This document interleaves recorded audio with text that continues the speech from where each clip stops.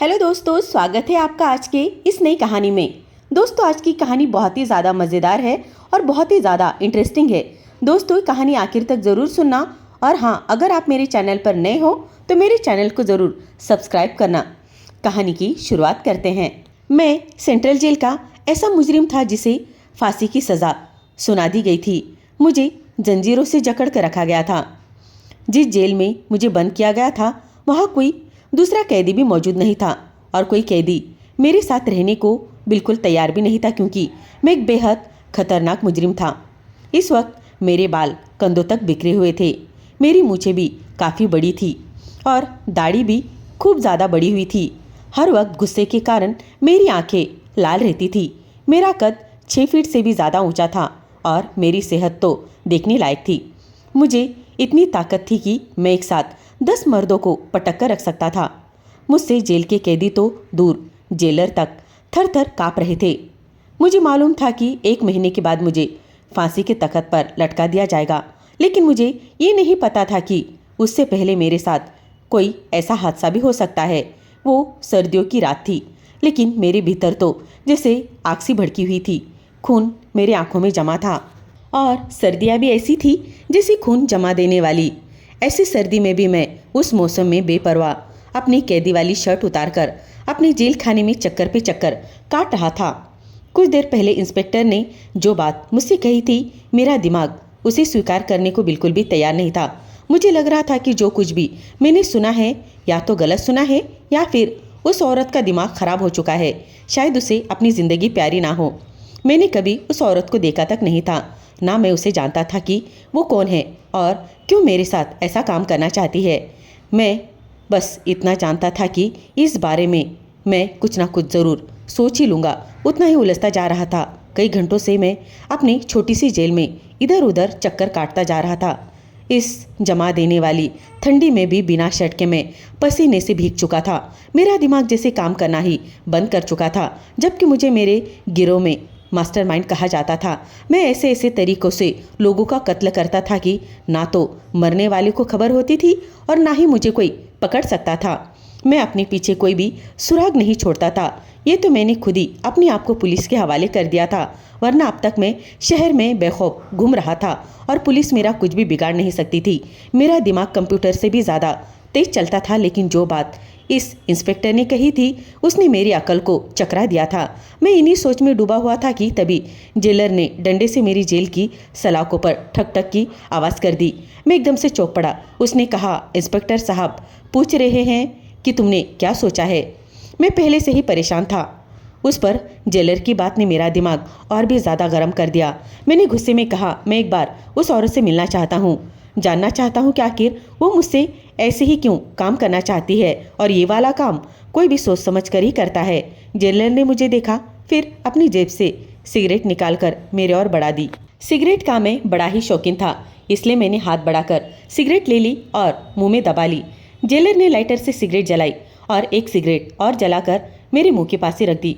वो कहने लगा, मरने से पहले तुझे ये बड़ा ही अच्छा मौका मिल रहा है, बहुत ही खूबसूरत मौका। कम वक्त है, क्यों इसे गवा रहा है, क्यों इस चक्कर में पड़ा है कि वो कौन है क्या है। ये तो नेकी का काम है, नेकी कर और ऐश कर।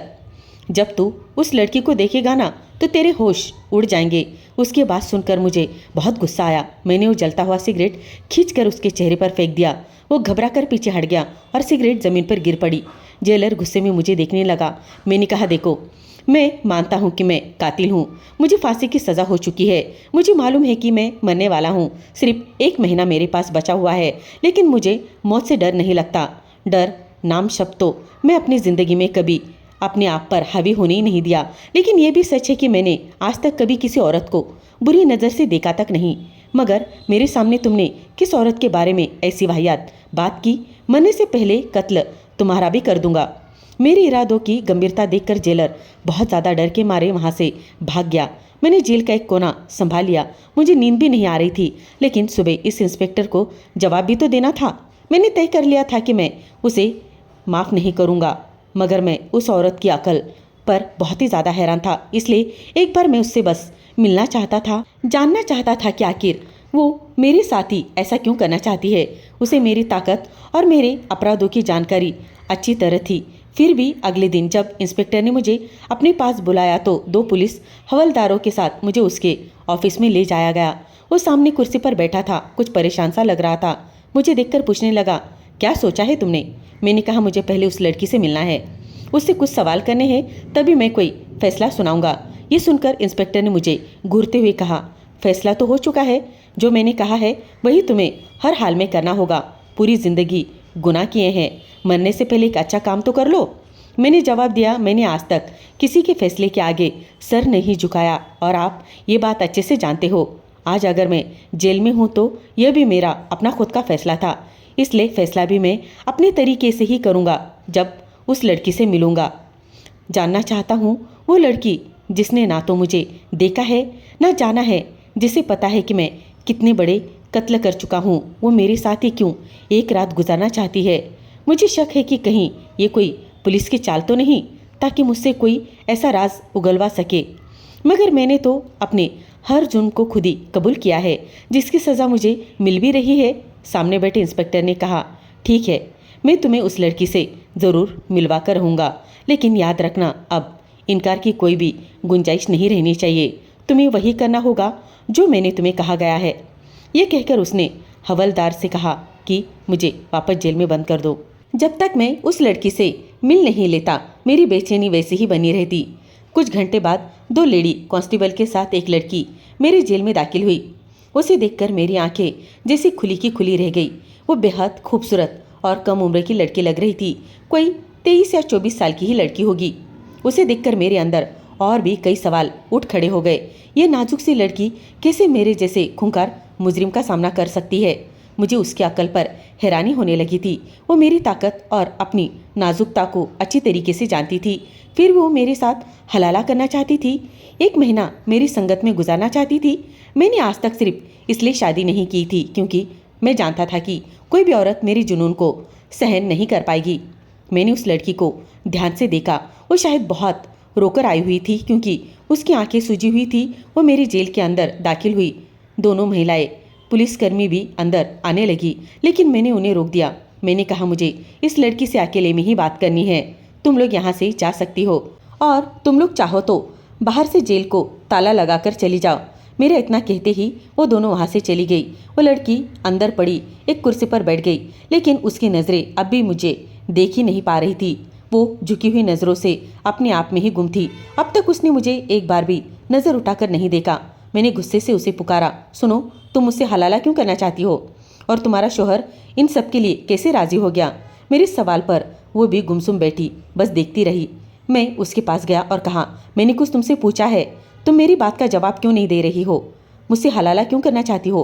वो लड़की बहुत ही उदास शब्दों में कहने लगी, आपको एतराज़ किस बात पर है?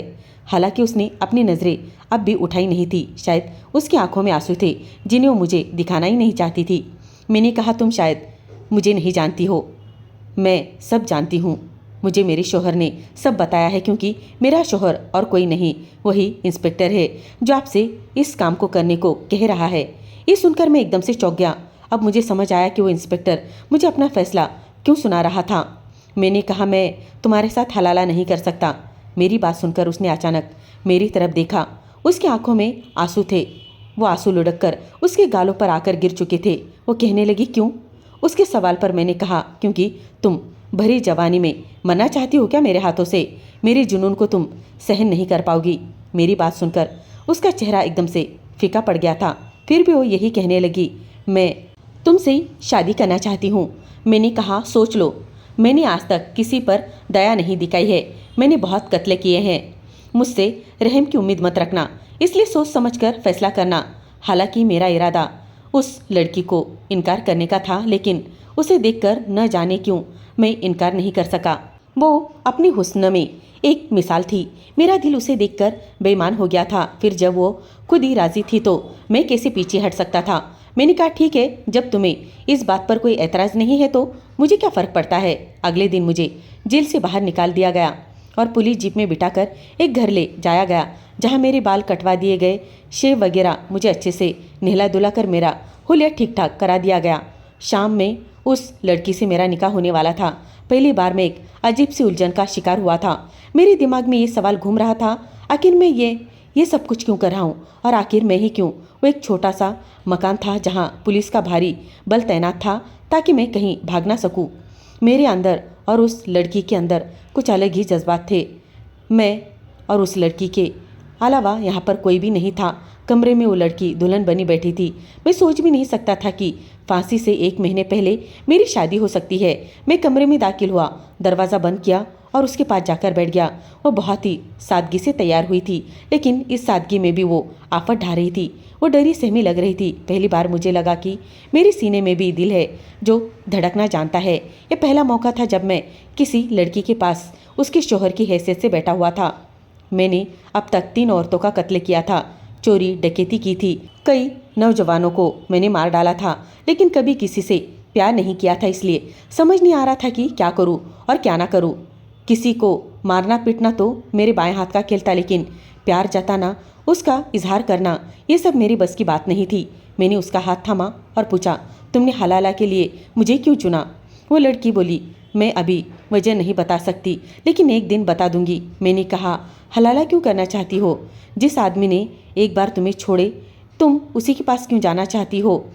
वो आदमी अच्छा नहीं है क्या? वो बोली, यह आपकी समस्या नहीं है। मुझे उसके बाद बहुत नागवारा गुजरी थी। वैसे भी मैं गुस्से का बहुत ही ज़्यादा तेज था। मुझे खुद पर कंट्रोल नहीं होता था। मैं जल्दी ही आग बबूला हो जाता था। मैंने उसका दुपट्टा उतार कर फेंक दिया और उसकी ठोडी पकड़कर उसका चेहरा ऊपर किया। जानती हो मैंने आज तक किसी से शादी क्यों नहीं की? मैंने कहा, क्योंकि मुझे लगता था कि मेरे सीने में दिल ही नहीं है, बस एक धड़कने वाली मशीन है जो मेरे शरीर को जिंदा रखती है। इसलिए अगर मैं किसी औरत के पास गया तो उसे बस अपने जुनून का निशाना बना सकता हूँ, अपनी बीवी नहीं, ना ही मैं उसे मोहब्बत कर सकता हूँ। ये कहते हुए मैंने उसके बालों का जुड़ा खोल दिया। वो बहुत ही डरी हुई लग रही थी। मैंने औरतों को अपने सामने डरे सहमे गिड़गिड़ाते हुए देखा था, लेकिन ये लड़की डरी हुई थी पर रो नहीं रही थी, ना ही विनती कर रही थी। मैंने साइड टेबल का लैंप बुझाना चाहा तो उसने मना कर दिया। वो बोली, मुझे अंधेरे से बहुत डर लगता है, लेकिन मैं नहीं जानता था कि उस लैंप के माध्यम की रोशनी में वो रात मेरी जिंदगी की सबसे दर्दनाक रात बन जाएगी। सुबह में उठा तो सर पकड़ के बैठ गया था। ऐसा लग रहा था कि अब तक की मेरी जिंदगी की इतनी दर्दनाक कहानी किसी ने नहीं सुनी होगी जितनी एक रात ने मुझे बयान कर दी। मैं तुरंत वॉशरूम चला गया। ठंडे मौसम में भी ठंडे पानी से नहाया और कपड़े समेत ही शावर के नीचे में खड़ा हो गया। एक मुजरिम होते हुए भी मेरी आंखों से आंसू बह रहे थे। आज मेरे दिल के सारे गिले शिकवे दूर हो गए थे। मेरा दिल उधड़ कर गिर गया था। मेरी आंखों के सामने अपनी गुजरी जिंदगी घूमने लगी थी। मैं जब 15 साल का था, घर में बीमार माँ थी और 15 साल की एक दूसरी बहन भी थी जो जुड़वा थी। मैं सड़कों पर नंगे पांव सबसे माँ की दवाई के लिए भीख मांगता रहा, लेकिन कोई मदद करने वाला नहीं था। मैं एक एक की उंगली पकड़कर कह रहा था, खुदा के लिए मुझे बस 500 रुपये दे दो। एक आदमी बोला, 500 तो नहीं दूंगा, लेकिन अगर मेरे साथ चलो तो मैं तुम्हें 2000 रुपये दे दूंगा। उसकी बात सुनकर मैं बहुत खुश हो गया था। वो मुझे अपनी गाड़ी में बिठाकर एक सुनसान सड़क पर ले गया था और फिर अपनी घिनौनी इच्छा का शिकार बना लिया। उसने मेरे साथ बहुत जुल्म किया। मैं सिर्फ 15 साल का था और उस उम्र में मैंने इस इंसान का दरिंदगी का वो शिकार बन गया था और वो सहा था जो कोई भी सहन नहीं कर सकता, जो जानवरों को भी पीछे छोड़ सकता था। मैं बहुत ही ज़्यादा डरा सहमा था। मैं चलते फिरने के काबिल भी नहीं रहा। उसने मुझे 2000 रुपये दे दिए और घिनौने मुस्कान के साथ कहा, और पैसे चाहिए तो फिर यही मिलना होगा।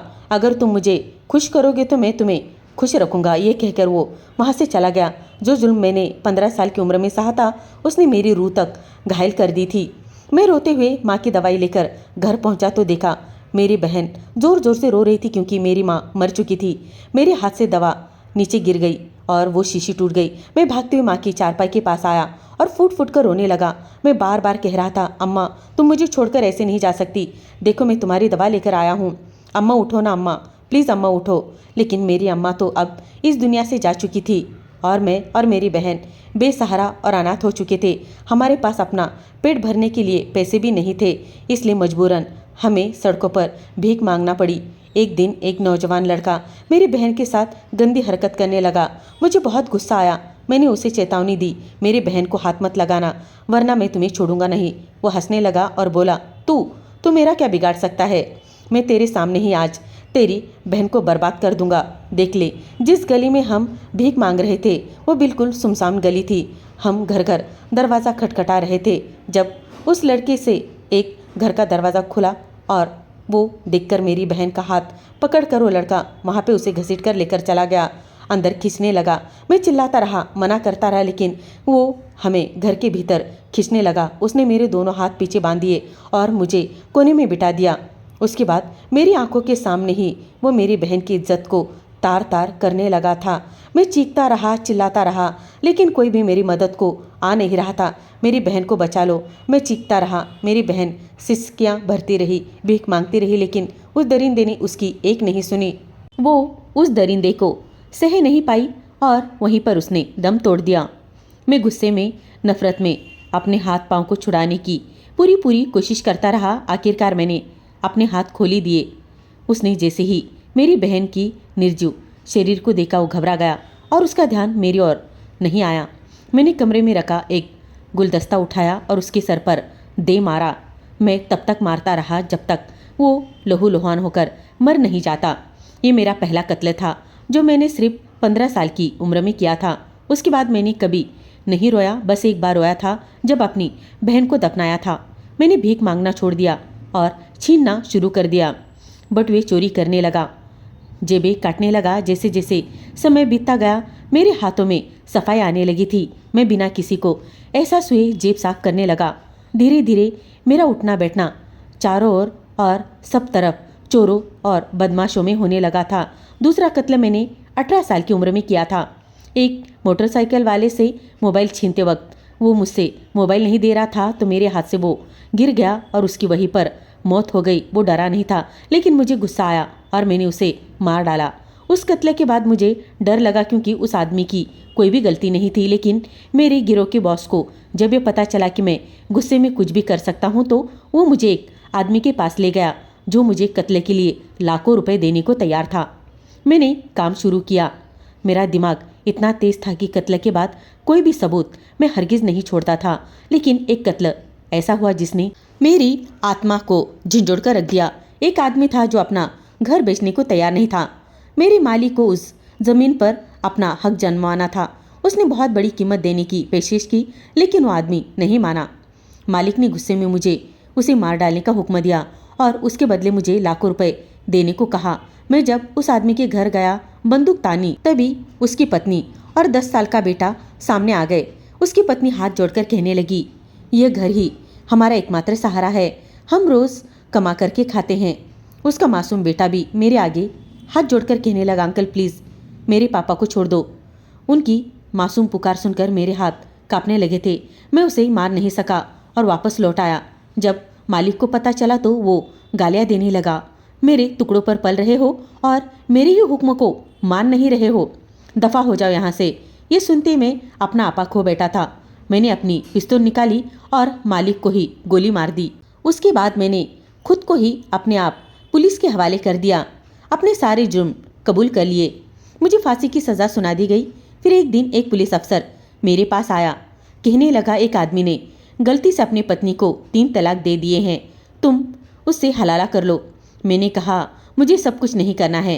पहले लोग गुस्से में तलाक देते हैं, फिर अपनी बीवियों को आजमाइश में डाल देते हैं। वो अफसर बोला, ये लड़की अपनी मर्जी से हलाला चाहती है। मैं हैरान रह गया। मुझे लगा वो आदमी कोई 40 साल का होगा और बीवी 30-35 साल की होगी, लेकिन सामने आई तो वो सिर्फ 23-24 साल की बेहद खूबसूरत नाजुक सी लड़की थी। वो अफसर बहुत चालाक था। उसे जानबूझकर उसे ये नहीं बताया कि वो लड़की उसकी ही बीवी है। उसे मालूम था अगर मुझे सच्चाई पता चली तो मैं कभी राजी नहीं हो जाऊंगा। लेकिन अब मैं लड़की की खूबसूरती देखकर हार चुका था और वो मुझे बार बार मजबूर कर रही थी। रात को जब मैं उसके करीब होने लगा तो मैंने उसके बाजू पर गहरे जम के निशान देखे। मैंने पूछा, ये क्या हुआ है? वो बोली, मोहब्बत। उसकी आवाज़ में बेबसी और नमी थी। वो कहने लगी, जिस जुनून से तुम मुझे डरा रहे हो ना, मैं तो रोज़ उसी जुनून का निशाना बनती हूँ।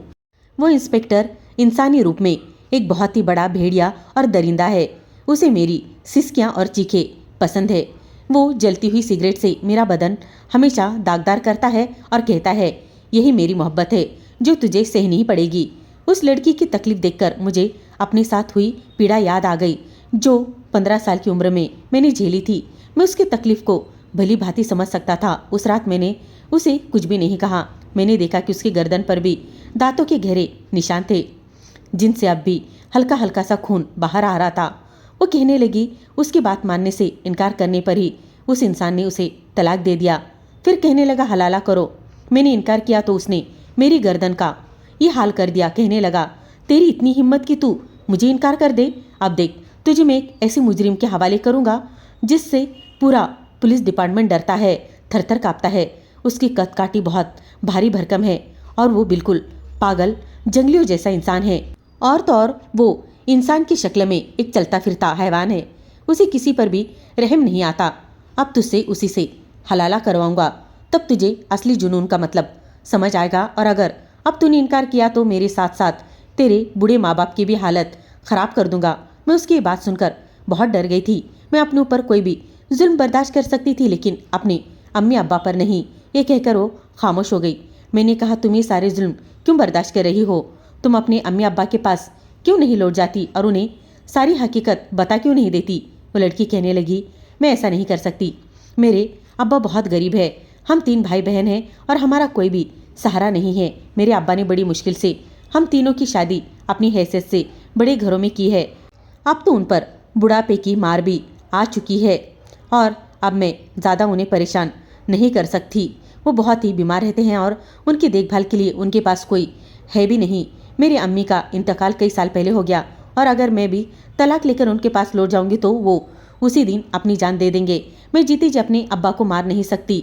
मैं जानती हूँ कि ये आदमी इतना गिरा हुआ है कि वो मुझे अब्बा के पास भी चैन से नहीं रहने देगा क्योंकि उसे मेरी जैसी कोई और खूबसूरत नहीं मिल सकती। वो इतना हवस में डूबा हुआ है कि उसे हर रोज़ बिस्तर की रौनक चाहिए होती है। अब मेरे पास और कोई रास्ता ही नहीं है सिवाय इसके कि मैं उसके जुल्म सहती रहूं और उसकी शर्तों को मानती रहूं। उसकी ज़िंदगी की कहानी ने मुझे भीतर तक झंझोड़ कर रख दिया था। सुबह होते वो अफसर घर में दाखिल हुआ और खुश होकर कहने लगा, हलाला तो ठीक से हो गया ना? तबीयत खुश हो गई होगी ना? वो नीचे से ऊपर तक मुझे देखता रहा और वो नीच इंसान मुझे अपनी तरह ही जल्लाद समझने लगा। लेकिन मैं तो हालत के ही हाथों मजबूर होकर मुजरिम बना हुआ था। उसकी शक्ल देखते ही मेरे अंदर नफरत की आग भड़क उठी थी। इसलिए मैंने पहले से ही एक तेज धार वाला चाकू अपने हाथ में छुपा कर रखा हुआ था। मैंने उसी से उस पर वार कर दिया। फांसी तो मुझे होनी ही थी तो मैंने सोचा अच्छा यही होगा कि एक वैसे जानवर से मैं उस लड़की को आज़ाद करवा दूँ।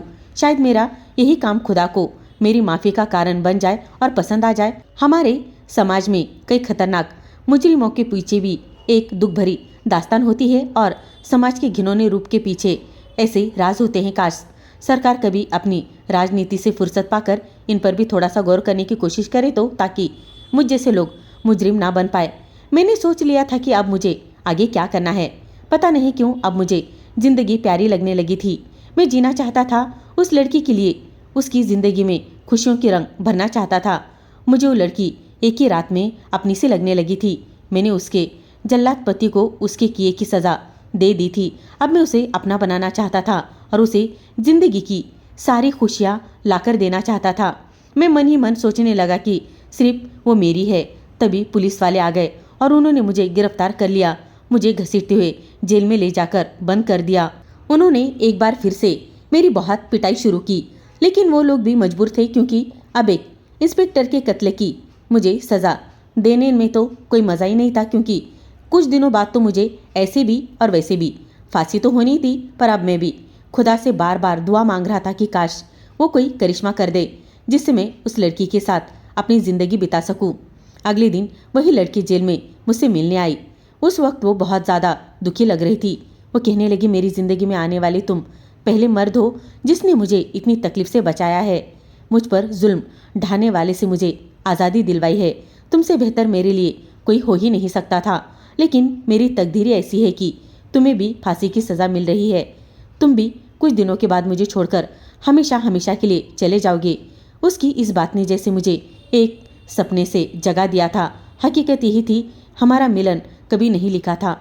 मुझे उसे हर हाल में जुदा ही होना था, क्योंकि जो गुनाह मैंने किया था उसकी सज़ा मुझे मिलनी ही थी। जिंदगी में पहली बार अब मुझे अपने किए पर बहुत ज़्यादा पछतावा हो रहा था। काश अगर मैं वो गुनाह ना करता तो आज इस जगह पर वापस ना आता। मैं आज़ाद होकर अपनी प्रेमिका के साथ सुकून की ज़िंदगी जी रहा होता। लेकिन अब नया डर मुझे घेरे हुए था। मेरे बाद उसका क्या होगा? उस लड़की का नाम रुखसाना था। मैंने रुखसाना से कहा, अब तकदीर के लिखे को कोई बदल तो नहीं सकता, लेकिन हाँ, तुम्हें एक सुरक्षित भविष्य दे सकता हूँ। मैं तुम्हें एक आदमी का नाम बताता हूँ, वो मेरा भरोसेमंद आदमी है। उसके पास मेरे काफ़ी पैसे जमा है। तुम मेरा नाम बताकर उससे सारे पैसे ले लेना और अपने अब्बा के पास लौट जाना। उन पैसों से तुम एक अच्छी ज़िंदगी जी सकती हो। मेरी बात सुनकर वो लड़की फूट फूट कर रोने लगी। वो कहने लगी, अब तो मैं अपने अब्बा के पास भी लौट कर नहीं जा सकती। कल रात ही उनका इंतकाल हो गया।